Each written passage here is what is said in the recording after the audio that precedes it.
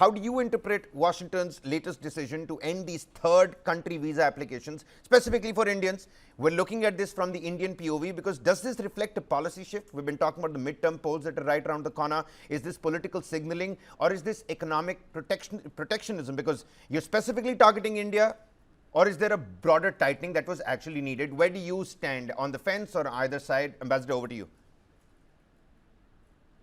Well, there are a few points which I would like to mention. First is that granting a visa is the prerogative of the country which is going to have the uh, person from the other country come in. Yep. So it has to do a background check. It has to satisfy itself that the person for the purpose which he has or she has mentioned in the application will actually perform that function or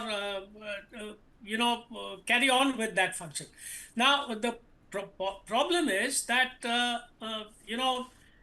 since July 2025 and after the COVID pandemic, in fact, the US had reduced the number of people who were working in their visa section in India, and that led to very long dates for getting an interview.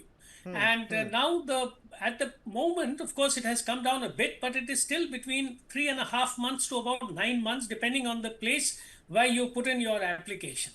So that is one thing which is coming down, but very slowly.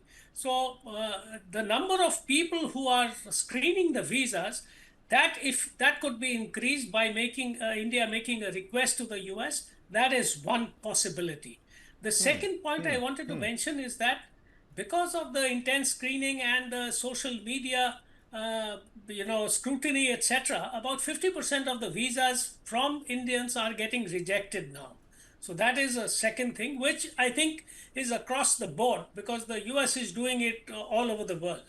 Okay. The third point is that as far as students are concerned, in all the good universities of the US, the admissions close by about December, and a person is notified that you are either admitted or not admitted. And in some laggard universities or other universities, it carries on till about February, at the most March. So I think if somebody has got an admission in December, he or she has time till August or Okay. to get a visa, and he or she could have easily got it even in the present dispensation. Even for the other universities, it is possible to get it from one or the other centers in India. And the last point I wanted to mention is that it is not directed against India, but it is basically a part of President Trump's policies of restricting visas, of restricting people coming into the US so that jobs could be available, more jobs could be available to the US citizens.